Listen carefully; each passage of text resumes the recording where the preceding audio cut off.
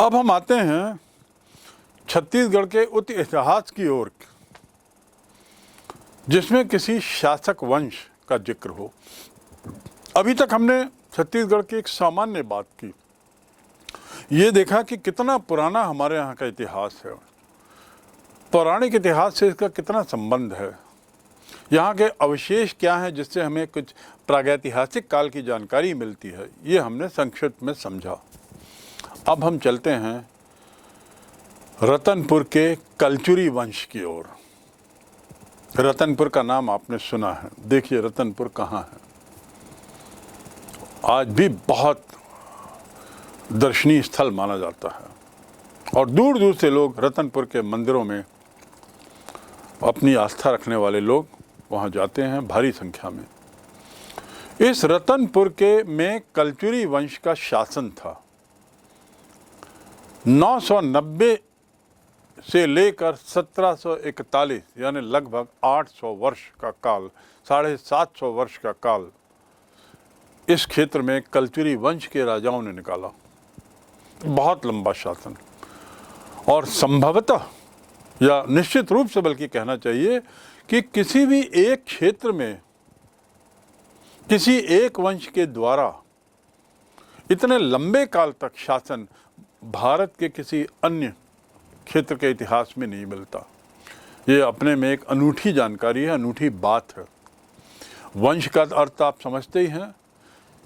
पिताजी की डेथ हुई तो उनके स्वर्गवास होने के बाद उनका बेटा, उनकी डेथ पर बेटे का बेटा, फिर ऐसे कई लोग राजा एक ही वंश से जुड़े हुए 750 वर्ष तक शासन करें और उन्हें किसी भी तरह का यहाँ विरोध का सामना न करना पड़े और वे लोग शांतिपूर्वक इतने लंबे काल शासन करें, ये स्वयं में एक अनोखी बात है। सबसे अनोखी तो यही है कि एक वंश के द्वारा इतने लंबे काल तक शासन करना अपने में स्वयं में यूनिक है। पूरे भारत के इतिहास में कहीं और कोई उदाहरण नहीं है। ये कलचुरी वंश जो है, इसे उसका पूरा नाम है कलचुरी राजवंश। इस बहुत प्राचीन राजवंश के जो स्थापना की बात होती है, सबसे पहले ये महिष्मती और बाद में जबलपुर के निकट त्रिपुरी था। यहाँ के लोग मूल शासक थे, जबलपुर के पास के, महिष्मती के पास। इसी त्रिपुरी की लाहौरी शाखा ने, ये जो त्रिपुरी में जो शासक थे, इसकी एक शाखा, इसके परिवार से एक वंश आगे बढ़ता है और वह छत्तीसगढ़ में अपना राज्य स्थापित करता है। तो मूलतः ये लोग जबलपुर के आसपास के थे। वहाँ से उनके परिवार का एक हिस्सा इस ओर मुड़ता है और छत्तीसगढ़ में अपनी शासन बनाता है। तो ये हो गई इस सब यूनिक वंश के बारे में संक्षिप्त में इनका ओरिजिन क्या है।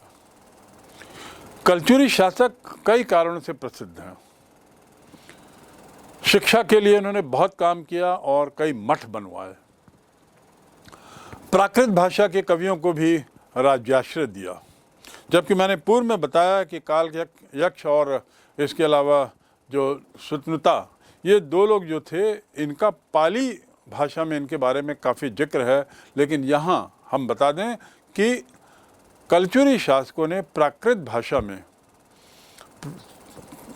ध्यान दिया और प्राकृत भाषा में से जुड़े हुए कवियों को राज्याश्रय दिया। रतनपुर के पास एक पहाड़ी है, उस पहाड़ी में एक मंदिर है जिसका नाम है एकवीरा देवी मंदिर। इस मंदिर में भी प्राकृत भाषा में एक शिलालेख मिला है। प्राकृत भाषा में एक शिलालेख मिला है और उस शिलालेख के अध्ययन से स्पष्ट है कि उस काल में, अर्थात कलचुरी शासन में, प्राकृत भाषा में काव्य रचना होती थी। अर्थात राज्य सत्ता के आसपास की जो भाषा थी मूलतः वह प्राकृत थी। 17वीं सदी में एक कवि आते हैं हिंदी के, उनका नाम था कवि गोपाल। जाति के ब्राह्मण, पिता का नाम गंगाराम और पुत्र का नाम माखन। पर जो कवि था उनका नाम था कवि गोपाल। ये बड़े विख्यात कवि हुए और 17वीं सदी अर्थात यदि सही वर्ष जाने तो 1660-61 में इनका जन्म माना गया है। ये रतनपुर के राज दरबार में ही राजसिंह नाम के शासक के दरबार में थे। कवि गोपाल, उनका जो जीवन है वो मुख्य रूप से धार्मिक था और धर्म उनके जीवन का मुख्य आधार था। बहुत सारे ग्रंथों की उन्होंने रचना की, जिसमें खूब तमाशा, जैमिनी, अश्वमेध, सुदामाचरित, चिंतामणि, राम प्रताप, इतने ग्रंथों की रचना किसी एक काल के कवि के द्वारा हिंदी भाषा में, जहाँ प्राकृत का थोड़ा बोलबाला मालूम होता है, वो भी राज्याश्रय में, ये भी स्वयं में एक अनोखा उदाहरण है। खूब तमाशा, वह पुस्तक जिसका मैंने सबसे पहले जिक्र किया, वो तो कवि के पांडित्य का, कवि की विद्वत्ता का एक बहुत बड़ा उदाहरण है, अनूठा उदाहरण है। चिंतामणि, राजप्रसाद, ये दोनों प्रबंध काव्य हैं। इनमें से एक कृष्ण तो दूसरा राम काव्य है। आज भी इनकी बहुत सी पुस्तकें अप्रकाशित हैं, जबकि कुछ प्रकाशित हो चुकी हैं। कहने का तात्पर्य ये कि कलचुरी शासन में कवियों को काफ़ी प्रोत्साहन मिला, प्राकृत भाषा को भी मिला, और हिंदी के जो एक कवि हुए, कवि गोपाल, वे बड़े अनूठे कवि हुए। अपनी विद्वत्ता के लिए, काव्य रचना के लिए बहुत जाने जाते हैं। इतनी ज़्यादा उन्होंने लिखा है कि आज भी उनकी बहुत सी कविताएं, लेखनी अप्रकाशित हैं। एक दूसरे थे रेवाराम बाबू, 1850 का जन्म, इसी क्षेत्र के थे। उन्हीं लोगों का मैं जिक्र कर रहा हूं जो हमारे इस दक्षिण कौशल के क्षेत्र में ही बले पढ़े। श्री रेवाराम बाबूजी हिंदी, संस्कृत और उर्दू के भी विद्वान थे। तो अब देखिए, छत्तीसगढ़ और उर्दू का संबंध भी हम समझते हैं। उनके काल में मराठा शासन था, आपको याद होगा। 1850 के आसपास महाराष्ट्र क्षेत्र में पेशवाओं का बोलबाला था। तात्या टोपे, नाना साहेब पेशवा, ये इसी काल के हैं। रानी झांसी, और 1850 में ब्रिटिश सत्ता जो ईस्ट इंडिया के तहत उस समय थी, वो अपने चरम पर थी। तभी तो 1857 की क्रांति होती है और भारत की पूरी सत्ता ब्रिटिश सरकार के पास चली जाती है, जो पहले एक कंपनी के पास थी। इस काल में ही रेवाराम बाबूजी का जन्म होता है, मराठा शासन रहता है। रेवाराम बाबूजी की जो पत्नी थी, उनका नाम फदरीबाई था, और इनके जीवन का आधार तो लेखन था। जैसा पूर्व में मैंने बताया कि कवि गोपाल के जीवन का आधार धर्म था।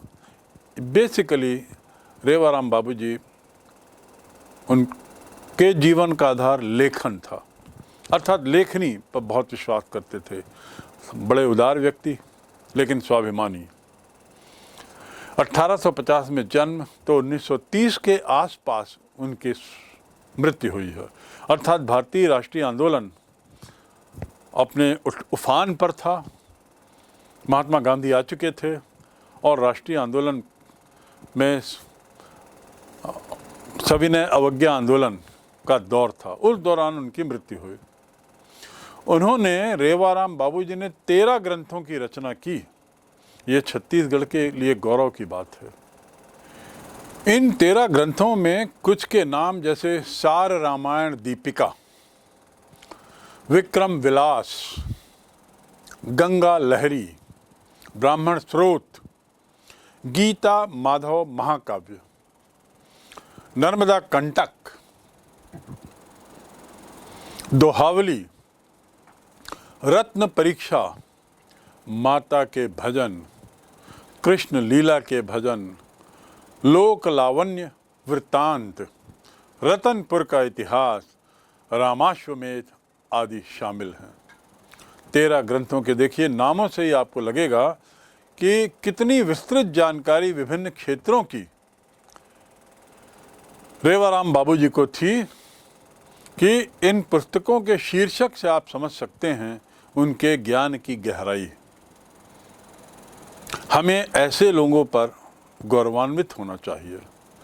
Chhattisgarh has every reason to be proud of its culture, its heritage, its past glory. ये जो अभिलेख हैं, चाहे वो शिलालेख के रूप में हो, चाहे लेखनी के रूप में हो, उससे साफ है कि कलचुरी काल जो है, जैसा मैंने पहले बताया, शिक्षा के लिए उन्होंने बहुत काम किया और कई मठ बनाए। तो इस काल में छत्तीसगढ़ शिक्षा की दृष्टि से बड़ा समृद्ध माना जाता था। आप तुलना कर सकते हैं कि यदि उस काल में शिक्षा की दृष्टि से समृद्ध था, तो वर्तमान काल की शिक्षा से यदि हम तुलना करें तो आप एक सही पिक्चर पा सकते हैं। इस काल में मल्हार, रतनपुर, सिरपुर, आरंग, राजिम, रायपुर, खैरागढ़ ये शिक्षा के महत्वपूर्ण केंद्र थे, और आज यही क्षेत्र शिक्षा के महत्वपूर्ण केंद्र माने जाते हैं। एक आध क्षेत्र और जोड़ सकते हैं, बिलासपुर जैसे इसमें। अर्थात वर्तमान के अधिकतर शिक्षा केंद्रों की प्रमुखता कलचुरी काल से हो गई थी, और कलचुरी शासकों ने शिक्षा के विस्तार के लिए इतना कुछ किया, उस शिक्षा पद्धति को इतना ठोस बनाया कि आज भी ये क्षेत्र शिक्षा के लिए छत्तीसगढ़ में जाने जाते हैं। ये जो जगह मैंने बताए, यहाँ पर नीति शास्त्र का अध्ययन होता था, धर्म दर्शन का अध्ययन होता था, ज्योतिष का अध्ययन होता था, गणित की भी शिक्षा होती थी, और साथ ही संगीत की भी शिक्षा होती थी। अब हम आते हैं कलचुरी वंश रतनपुर का। रतनपुर का कलचुरी वंश का इतिहास विशेष महत्व का इतिहास है। छत्तीसगढ़ के इतिहास में ये जो कलचुरी शासक हैं, ये अपना स्थान बहुत महत्वपूर्ण बनाए हैं। यहाँ का वास्तविक जो राजनीतिक इतिहास है, राजनीतिक इतिहास, सामाजिक या सांस्कृतिक नहीं, उसका तो हम थोड़ा अध्ययन कर चुके हैं पूर्व में। शुरू में जो जिक्र किया वो वहाँ का सामाजिक और धार्मिक भौगोलिक अध्ययन था। अब यदि राजनीतिक इतिहास की बात करें तो छत्तीसगढ़ के राजनीतिक इतिहास की शुरुआत कलचुरी वंश से ही होती है। अर्थात यह संस्थापक वंश है जिसने यहाँ पर एक तरीके से शासन किया, सत्ता बनाई। लगभग 9 सदी तक, जैसा मैंने बताया, 990 से लेकर 1741 तक का इनका काल रहा, जो बड़ा लंबा है और एकमात्र उदाहरण है इतने लंबे काल का पूरे देश में। कलचुरी राजा जो थे, इनका शासन, जिसमें है वंश मूल रूप से था, जो जबलपुर के आसपास थे, उन्होंने भारत के कई जगहों पे शासन किया। यहाँ का कलचुरी वंश थोड़ा अलग था। ये भी उसी मूल कलचुरी वंश की शाखा थे। तात्पर्य यह है कि कलचुरी वंश का शासन, उस वंश के लोगों का शासन देश के अन्य क्षेत्रों में भी था। उनकी कई शाखाएं थीं, और उन शाखाओं में 2 जो शाखाएं हैं वो छत्तीसगढ़ में स्थापित हुई, एक रतनपुर में और दूसरी रायपुर में। तो अब हम रतनपुर के कलचुरी शासक की ओर थोड़ा मुखातिर होते हैं, थोड़ा जानें कि रतनपुर के कलचुरी शासक क्या थे, कैसे थे। 9वीं सदी त्रिपुरी के कलचुरी, जो जबलपुर के पास का क्षेत्र का जो मैंने जिक्र किया, उन लोगों ने यहाँ पे अपनी शाखा स्थापित की, और इसके शासक का नाम था, संस्थापक शासक कोक्कल प्रथम, अर्थात 850 से 890 ईस्वी। इनके पुत्र थे शंकरगण द्वितीय, जिसका दूसरा नाम था मुगधंतुंग प्रसिद्ध धवल। इसने कौशल नरेश वाणवंशी विक्रमादित्य प्रथम से पाली प्रदेश जीत लिया। मैं इस बात को पुनः दोहरा दूं, कुक्किल प्रथम 850 से 890, इसका जो एक पुत्र था जिसका नाम था शंकरगण द्वितीय, इसने क्या किया, कौशल नरेश जिसका नाम था वाणवंशी विक्रमादित्य प्रथम, उससे पाली क्षेत्र जीता। पाली क्षेत्र ने बिलासपुर के पास का पाली, उसे अपने कब्जे में लिया, उसे पराजित करके अपने कब्जे में लिया। और यहाँ पर शंकरगण ने इस क्षेत्र में अपने भाई को नियुक्त किया, सत्ता सौंपी। ये जो पाली प्रदेश बना, बिलासपुर के पास के पाली, वो एक प्रदेश का रूप लेता है और उसकी राजधानी बनती तुम्माण, जिसे हम आजकल तुम्मन बोलते हैं, वो बिजला बिलासपुर में है। वो यहाँ के राजा की राजधानी थी और राजा कौन था, शंकरगण का छोटा भाई। इस क्षेत्र में यानी पाली राज्य यानी तुम्मन, यहाँ पर कलचुरियों की 2 या 3 पीढ़ियों ने शासन किया इस जगह पे रहते हुए। उसके बाद कुछ कारणों से वे लोग स्वर्णपुर की ओर जाते हैं, जिसे हम आधुनिक उड़ीसा में सोनपुर के रूप में जानते हैं। तो ये शाखा वहाँ चली जाती है।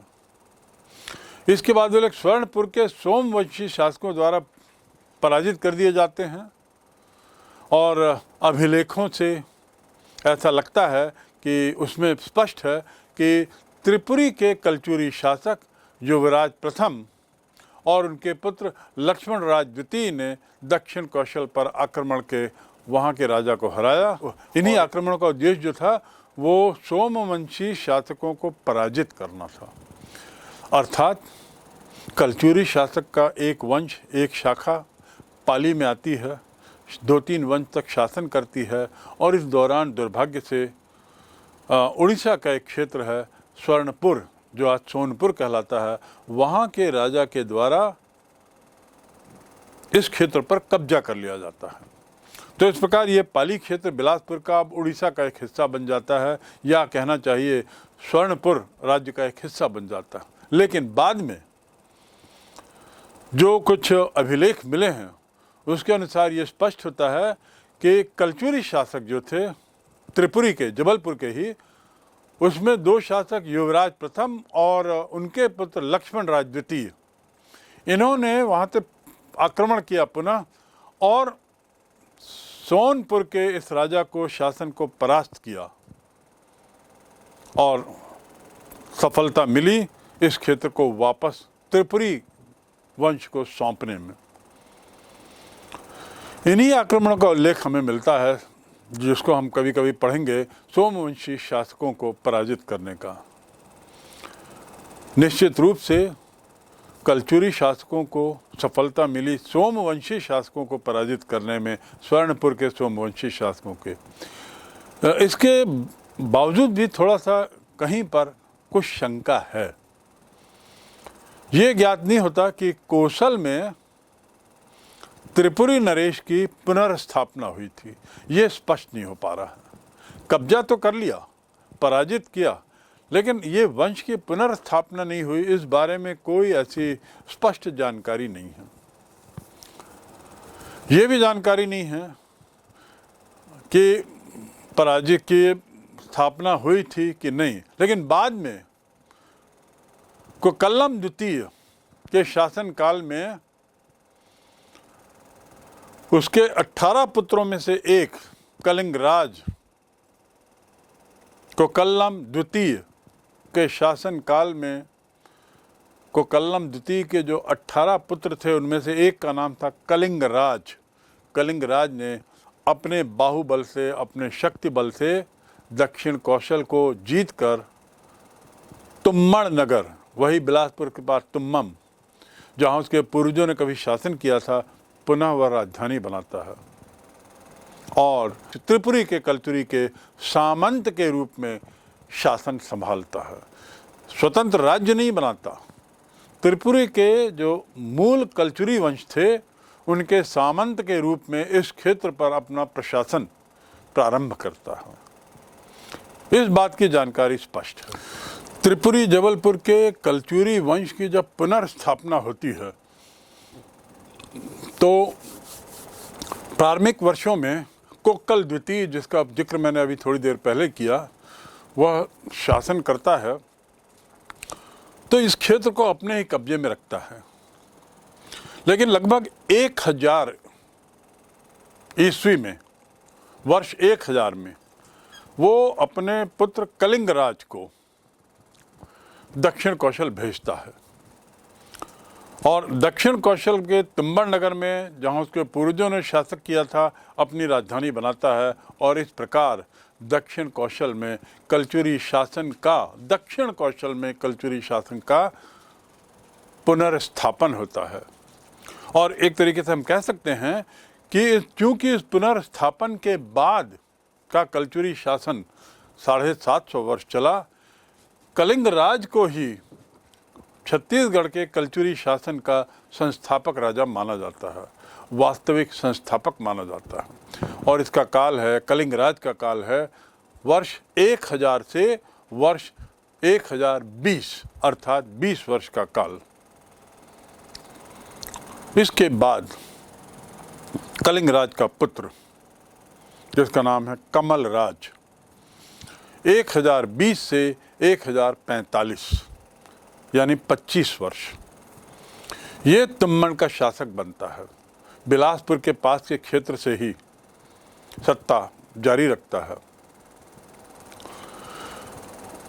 मैं आपको बता दूं, ये लोग सामंत थे। कलचुरी शासक त्रिपुरी के सामंत के रूप में कार्य करते थे। उसने अपने समकालीन जो त्रिपुरी के शासक थे, जिसका नाम था गांगेय देव, उसने भी गांगेय देव के स्वामित्व को स्वीकार किया और अपने को सामंत माना। गांगेय देव ने एक समय उत्कल पर आक्रमण किया। उत्कल अर्थात उड़ीसा का एक क्षेत्र। और जब उत्कल पर आक्रमण किया तो ये कमलराज था। जब वो आक्रमण करता है और गांगेय देव को मदद करता है, सैन्य सहायता देता है।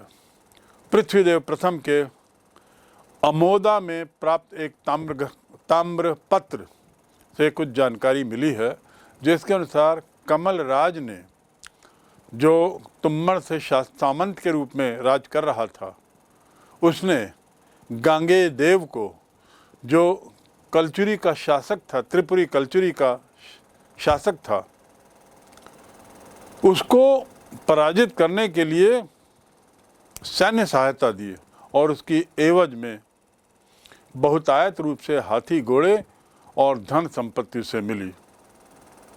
इस हमले के दौरान कमलराज ने पूरी ईमानदारी से, निष्ठा से वहाँ से लूटी हुई संपत्ति, हाथी घोड़े धन, ये सब अपने मूल शासक को सौंप दिए। कमलराज ने उत्कल अभियान से लौटते समय, जब वह उत्कल अभियान में गया था त्रिपुरी नरेश के बिहाफ में, उस समय साहिल नामक एक व्यक्ति को साथ लाता है, जो बड़ा बहादुर था, बड़ा वीर था। बाद में इस साहिल नाम के व्यक्ति ने अपने स्वामी कमलराज, जो कि त्रिपुरी वंश के शासक का सामंत था और तुम्मण से शासन कर रहा था, उसके लिए कई नए क्षेत्र जीते।